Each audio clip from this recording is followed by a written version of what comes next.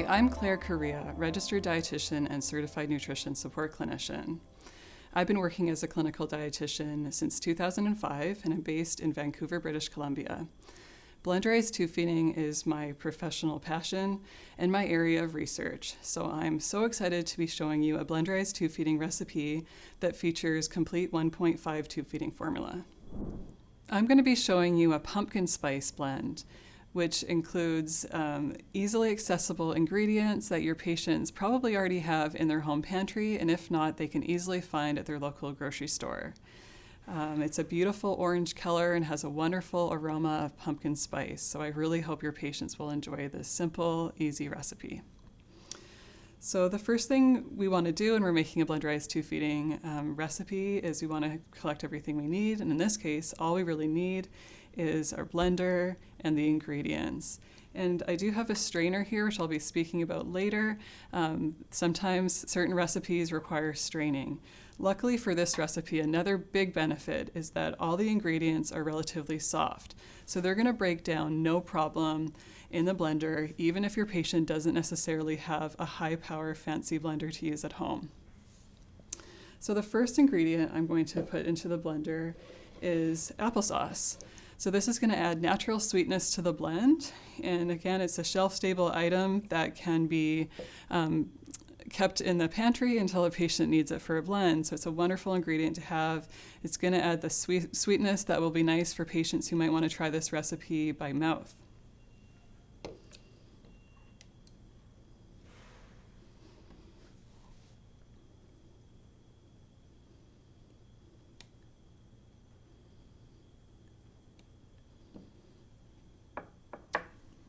All right, the next ingredient that I'll be adding is chickpeas. This is a plant-based recipe. So chickpeas is a great source of protein. It's also adding fiber. And chickpeas, again, are very easy to blend, so they're a great protein source for blenderized tube feeding. Some people may have concerns about the relatively high FODMAP content of chickpeas. So if that's a concern for your patient, you could substitute chickpeas for lentils, or even something like a firm tofu would be almost equivalent as far as protein content and blends really easily. If your patient doesn't need to have plant-based protein and they are comfortable with dairy, then ricotta cheese or cottage cheese would be very good as well. I also really find that scrambled eggs blends excellent in recipes. So that could be another substitution for chickpeas if necessary. Just use the same amount. So keep in mind that any ingredients that would require cooking if they were going to eat it by mouth should be cooked for blenderized tube feeding. But canned chickpeas are perfectly safe to include in a blend without any necessary cooking.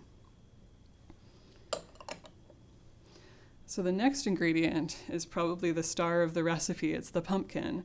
Again, this is adding a vegetable to this blend, and it's going to be providing a beautiful color to the final product as well. So we'll just add that in. Now, if your patient wanted to use homemade pumpkin, they could. It would just need to be cooked. They could bake pumpkin or steam pumpkin to use in this recipe. And if they don't have pumpkin on hand, that's absolutely fine. They could have steamed carrots, for example, or cooked sweet potato instead. Any starchy vegetable would be about the same nutrient provision or calorie content. Okay, so the next ingredient is pumpkin pie spice. So I believe pumpkin pie spice is basically cinnamon, cloves, and ginger. So this is going to add a beautiful aroma to the blend and also probably enhance the color a little bit as well. And I find a lot of patients enjoy the fact that spices have non-nutritional benefits or potential health benefits, like ginger for if they have an upset stomach, for example. So I always encourage use of spices in blenderized tube feeding when appropriate.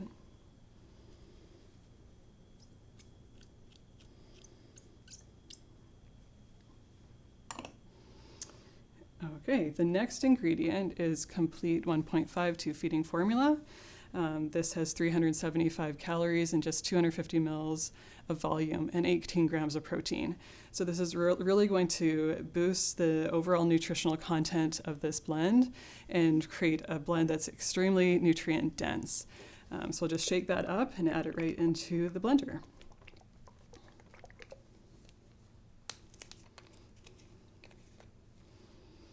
And you can see that this is in the same color family as the other ingredients I've already added.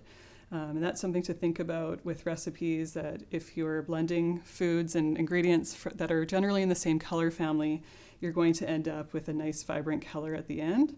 There are some patients who I think really appreciate that, whereas there are also people who probably don't care what color their blend comes out to. But when we start mixing colors, like mixing red and green ingredients or orange and green, you're probably going to end up with a brown colored blend. So just something to keep in mind when designing recipes and when suggesting things to your patients. So you can see how quickly I was able to produce all the ingredients in this blend and put it in the blender. There's really nothing complicated about blenderized tube feeding. It's as simple as putting the ingredients into the blender and blending it up. So we're ready to blend. And something to keep in mind is that if you do have patients that maybe have a weak powered blender or very old blender, or a blender that they're not totally sure is going to be suitable for blenderized tube feeding, a recipe like this that has very soft food ingredients should be totally fine as long as they run their blender for quite a long time. So if you know your patient's working with a relatively inexpensive low power blender, that's okay for this recipe. Just make sure that they're running their blender for several minutes, so even up to 5 minutes. And if they do have a really powerful blender, they could probably just blend for 30 or 40 seconds, and that's going to be just fine. But generally with blenderized tube feeding, as long as no very hard ingredients are being used, a super high power expensive blender is not necessary. There's workarounds, so keep that in mind when you're discussing options with your patients for home equipment. They may not need to spend hundreds of dollars on a blender. So I'm going to be blending this for about 30 or 40 seconds because this is a relatively powerful blender, and there were no very hard ingredients, so it should blend up just fine.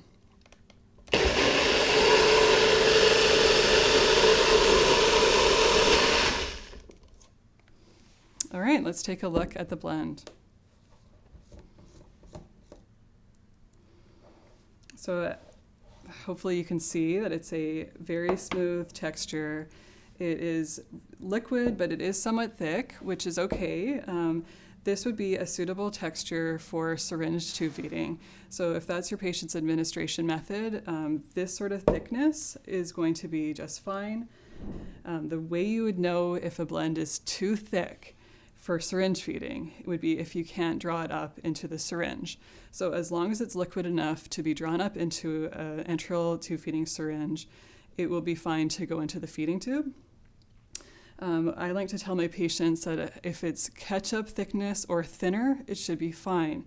If it's any thicker than ketchup, though, they're probably going to have a problem drawing it up into their syringe. And for syringe feeding, it's going to need to be a push method. With blenderized tube feeding, a funnel administration method by syringe probably won't be effective.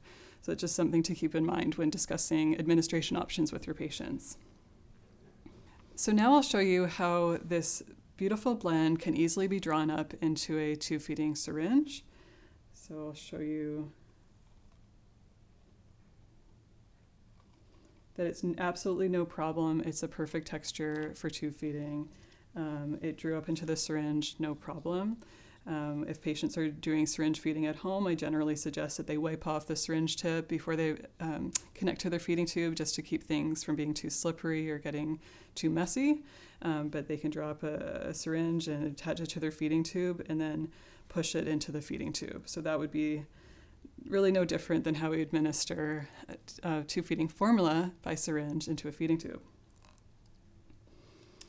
Great. Now this blend provides 520 calories and 23 grams of protein, so it's highly nutritious.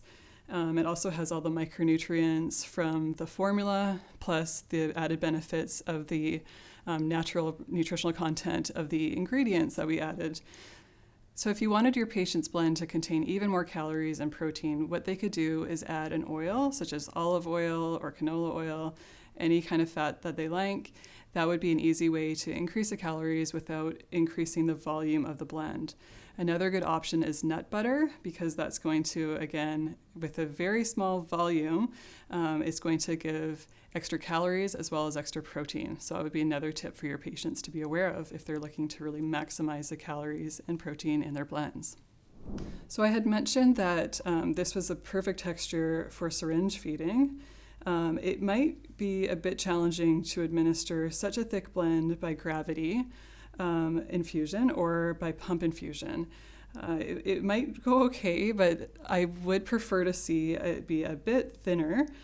Generally, for administration of blenderized tube feeding by pump or gravity infusion, I try to tell my patients that it should be no thicker than a drinkable smoothie type of a texture.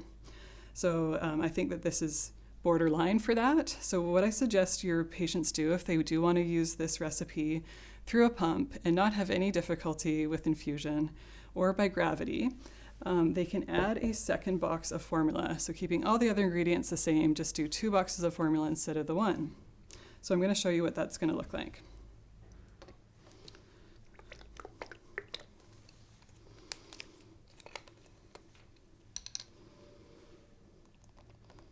So I'll blend this for another few seconds just to make sure it's well incorporated.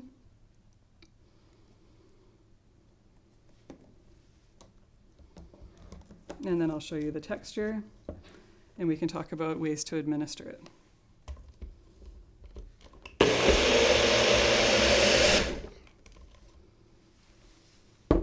So that should be plenty mixed.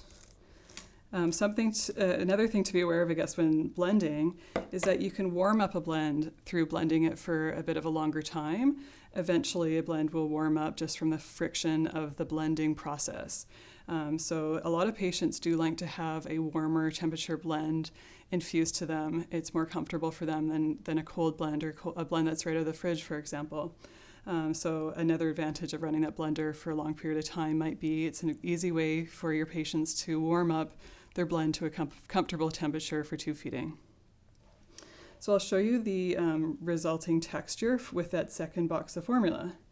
So it is much thinner now, and certainly would flow nicely through a pump or by gravity infusion.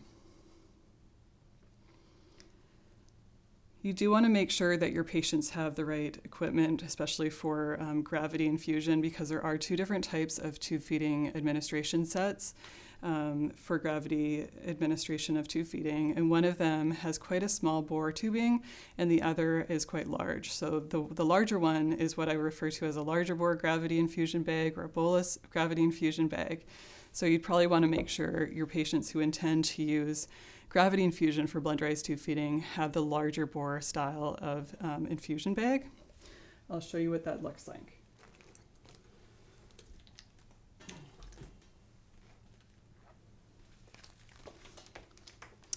So I have both kinds of bags here. I'll show you so you can get a comparison of the different size of the tubing. You can see that one bag has a tubing that's quite thick. That's the one that they want to use ideally for administration of blenderized tube feeding.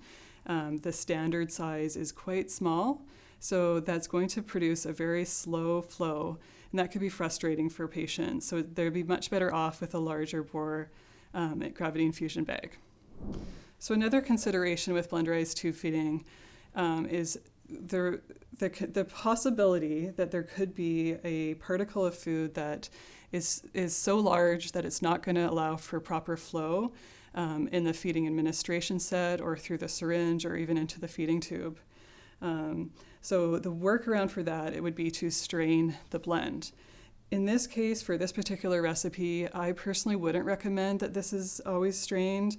I think patients could use their judgment, and if they have a powerful blender and they've run the blender a long time, it doesn't look to me like likely that there would be any issue with administration of this recipe if it wasn't strained.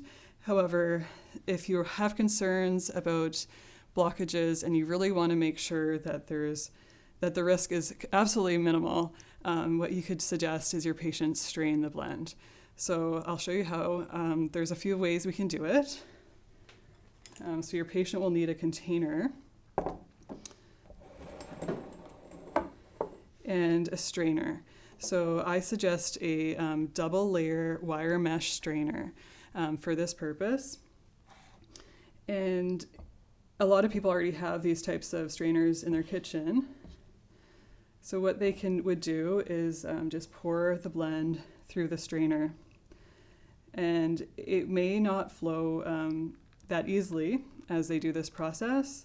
So what they could do is to speed it up, they can push it through with a spatula. So you can imagine that this is a time-consuming potential step in this process. So that's why it's okay to have your patients use their judgment as to their own tube type, tube size, administration method.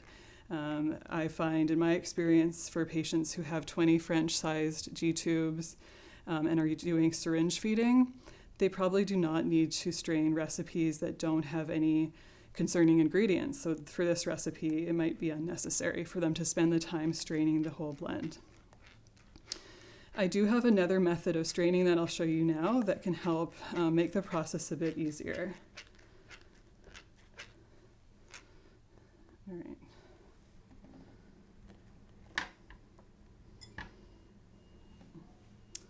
So I have found that a flour sifter style straining tool can be a way to expedite the straining process. These types of strainers have a paddle at the bottom that turns, and that can be what's agitating the blend to work its way through the strainer more quickly than doing it by hand with a spatula and a wire mesh strainer. So if you pour the blend into this style of strainer and then pump the handle, it goes through much faster. So I do have a preference for this style of straining for patients who require it. So you can see that straining doesn't necessarily have to be terribly time-consuming as long as your patient has the right equipment. Definitely something to speak to them about, making sure that they have every supply that they're going to need if they're going to do blenderized tube feeding at home. But like I said, this recipe, I can see that there's really no particles. It blends super easily because all those ingredients are so nice and soft for the blender.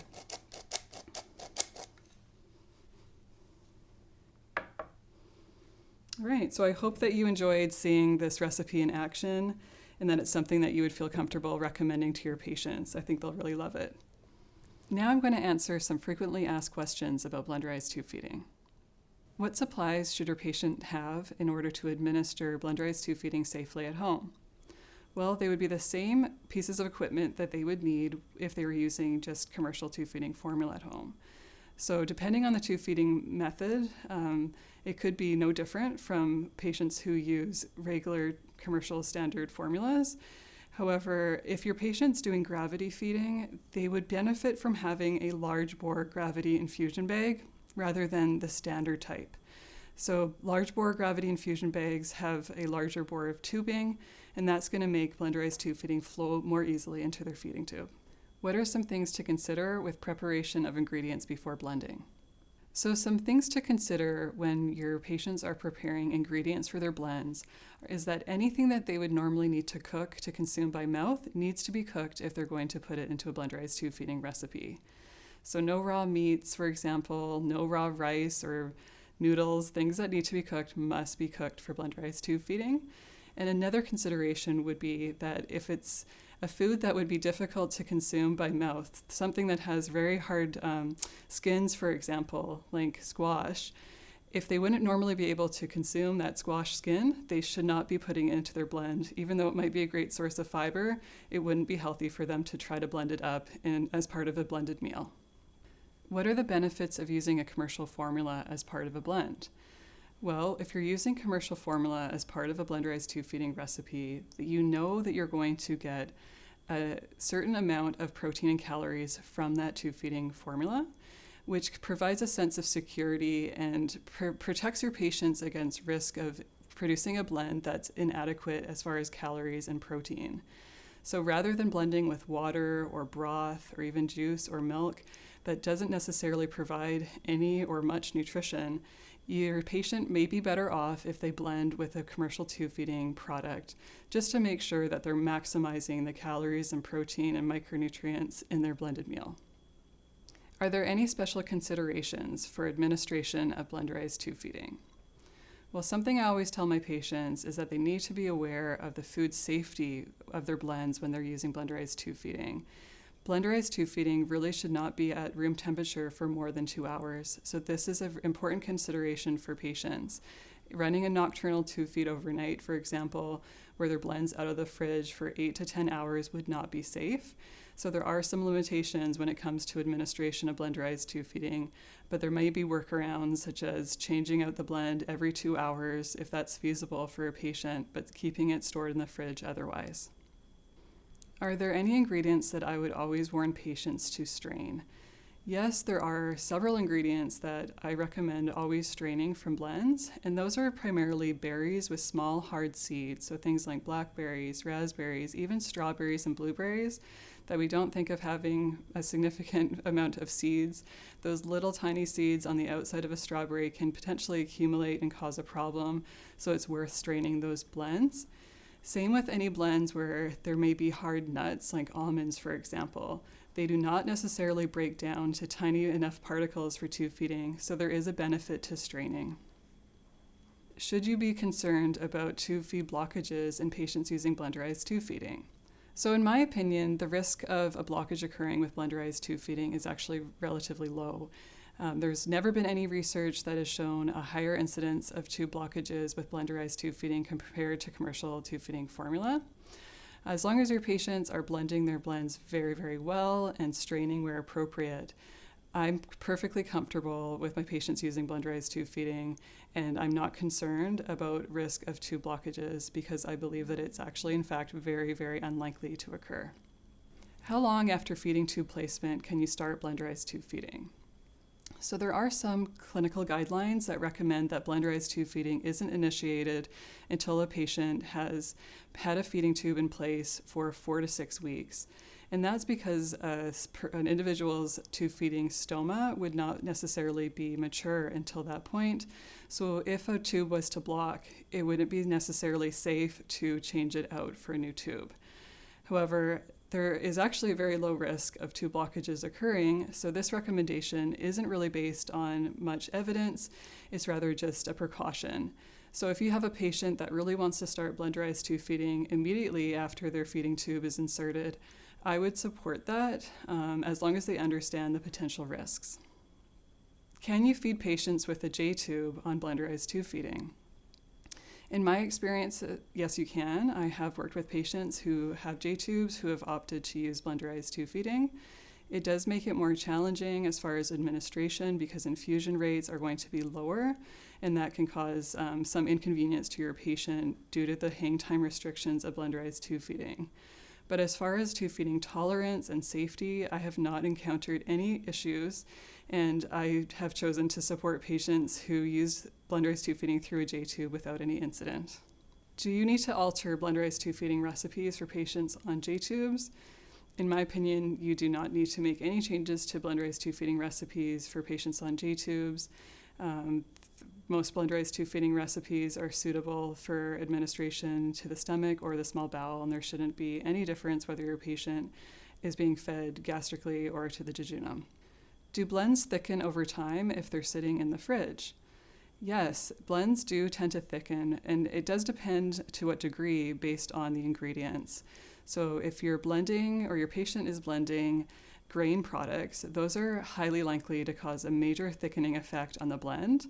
So even though they may produce a blend that's the exactly perfect texture for tube feeding, if it's stored for a few hours in the fridge or if they put it in the freezer for a month, probably when they bring it out again, it's going to be quite thick and they'll need to thin it out.